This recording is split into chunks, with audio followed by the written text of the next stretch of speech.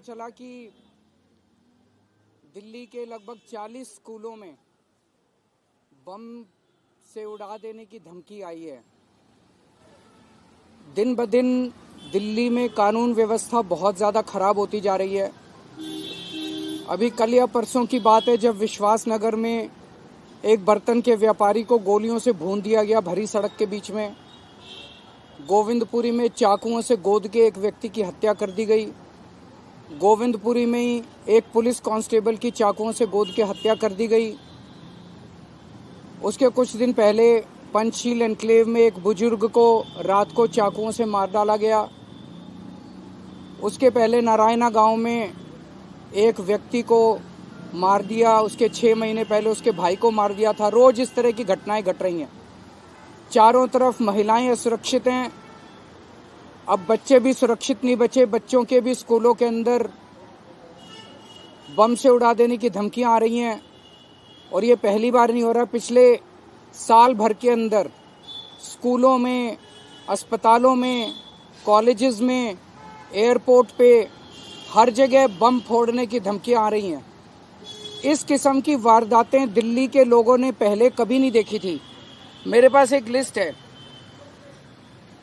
1 मई को दिल्ली एनसीआर के 200 से ज्यादा स्कूलों को बम से उड़ा देने की ईमेल आई थी, जिसके बाद स्कूलों को खाली कराया गया और बच्चों को उनके घर भेज दिया गया। आप सोच सकते हो कि इस किस्म की धमकियों से बच्चों के और बच्चों के माँ बाप की मनोस्थिति पे क्या असर पड़ता है। हर व्यक्ति दहशत में आ जाता है। 12 मई को दिल्ली के 8 अस्पतालों को और दिल्ली एयरपोर्ट को बम से उड़ा देने की धमकी दी गई। 24 मई को दिल्ली यूनिवर्सिटी के कई कॉलेजेस जैसे Hansraj college, Gargi college, Ramjas college, Indraprastha महिला कॉलेज और कई अन्य कॉलेजों को बम से उड़ा देने की धमकियां मिली। 20 अगस्त को साउथ दिल्ली के 3 मॉल और एक अस्पताल को बम से उड़ा देने की धमकी मिली।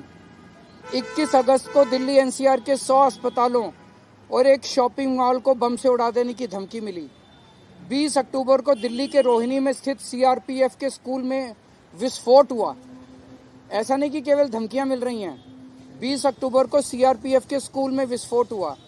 28 नवंबर को प्रशांत विहार के एक पीवीआर में धमाका हुआ। 27 अक्टूबर को दिल्ली एयरपोर्ट से जुड़ी 8 विमानों को बम से उड़ा देने की धमकी मिली।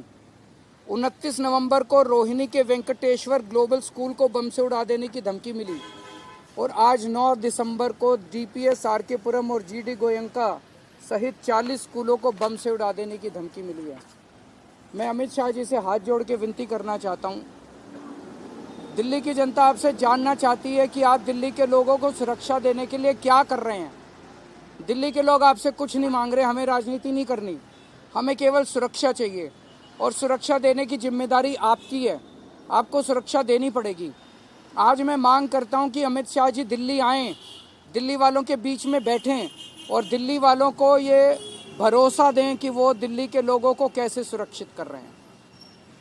अगर आपके 1-2 क्वेश्चन है तो सर, मनीष जी की सीट बदली की चर्चा अभी इसके ऊपर बात करते हैं। वो सारी तो सर, पिछली बार जो धमकियां मिली थी 200 स्कूल्स को, उसमें कोई कार्रवाई अब तक हुई? अगर ये होती तो क्या? अगर वही मैं कह रहा हूँ कि ये इतनी सारी धमकियां मिल रही हैं।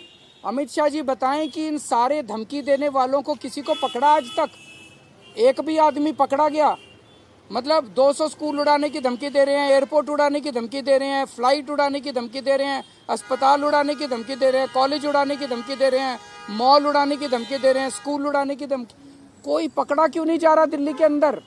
किसी को भी पकड़ने में कामयाब क्यों नहीं हो रही दिल्ली पुलिस? अमित शाह जी क्या कर रहे हैं? अमित शाह जी चुप क्यों बैठे हैं?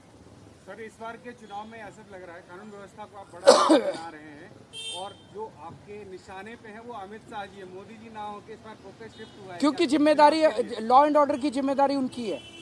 मैं राजनीति नहीं करता। इसी से साफ जाहिर है कि मैं राजनीति नहीं कर रहा। अमित शाह जी की जिम्मेदारी है। अमित शाह जी से सवाल पूछे जाएंगे और उनको जवाब देने पड़ेंगे और उनको सुरक्षा मुहैया करानी भी पड़ेगी। उनकी जिम्मेदारी है। इसी वजह से उन्हें गृह मंत्री बनाया हुआ है। जब ये सवाल पूछा जाता है तो बीजेपी के कई नेता कह रहे हैं कि दिल्ली के अंदर लॉ एंड ऑर्डर कोई इशू ही नहीं है। ये बड़ी दुख की बात है। दिल्ली की जनता दहशत में है।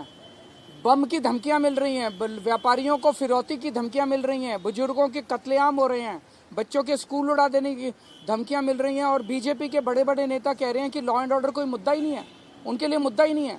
अगर उनके लिए मुद्दा ही नहीं है तो सुरक्षा कैसे प्रोवाइड करेंगे वो? अरविंद जी, संसद में संजय सिंह ने लगातार इस मुद्दे को उठाने के लिए दोषी शासक का नोटिस भी दिया, लेकिन संसद चल नहीं पा रही, इस पर चर्चा नहीं हो पा रही। होनी चाहिए चर्चा, संसद में भी चर्चा होनी चाहिए, सड़कों पे भी चर्चा होनी चाहिए और इन लोगों को बताना चाहिए क्या कर रहे हैं इसके बारे में। सर, ऑटो वालों के साथ आपने आज चाय की, इमोशनल तस्वीर भी आपने पोस्ट की है जिसमें आप ऑटो वालों के साथ एक बहुत पुराना रिश्ता है मेरा, और 2013 में जब हम चुनाव पहली बार लड़े थे तब से इन्होंने हमारा साथ दिया। हमने भी जब हमारी सरकार बनी, ऑटो के भाइयों को हमने सम्मान की ज़िंदगी दी, उनके काम करने में जो जो तकलीफ़ें आती थी उन तकलीफ़ों को हमने दूर करने की कोशिश की।